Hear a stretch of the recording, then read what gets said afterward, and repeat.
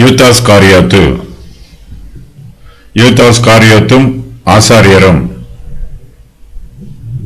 அப்பொழுது 12 ஒருவனாகிய யூதாஸ் காரியாத்து என்பவன் பிரதான ஆசாரியரிடத்திற்கு போய், இயேசு கிறிஸ்துவின் சிரசின் மீது ஒரு ஸ்திரீ பரிமள தைலத்தை ஊற்றி அவரை மகிமைப்படுத்துகிறாள்.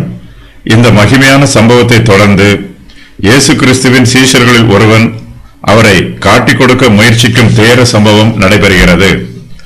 கிறிஸ்துவை பின்பற்றுகிறவர்கள் மத்தியில் நல்லோரும் பொல்லாதவர்களும் கலந்திருக்கிறார்கள்.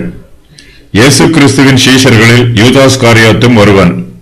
12 ஒருவன் என இவன் இங்கு அழைக்கப்படுகிறான். சீஷர்கள் பெருகின போது அவர்கள் மத்தியில் பிரச்சனைகளும் பெருகிற்று.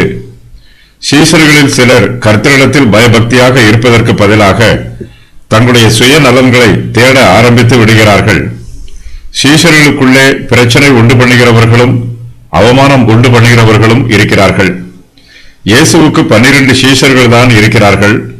அவர்களில் ஒருவன் துரோகியாக இருக்கிறான். இவன் பிசாசுக்கு தன்னை ஒப்புக் கொடுத்து விடுகிறான். எல்லா பரிபூரணமும் பரலோகத்தில் தான் காணப்படும். இந்த பூமியில் குறைபாடுகள் உண்டு. மனுஷர்கள் குறைபாடு உடையவர்கள். எல்லா சமுதாயத்திலும் ஏதாவது ஒரு குறை இருக்கும். எதுவுமே பரிபூரணமாக இராது.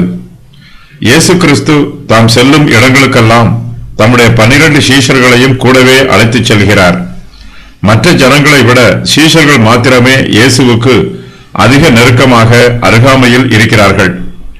ஆயினும் அவர்களில் ஒருவன் இயேசு கிறிஸ்துவை காட்டிக் கொடுக்கிறான். ஒருவனுக்குள் பிசாசு புகுந்து விடும்போது அவனுக்குள் அன்பு, பயபக்தி, நன்றி உணர்வு ஆகிய எதுவும் இராது. பிசாசின் கிரியைகளை தாராளமாக செய்வான்.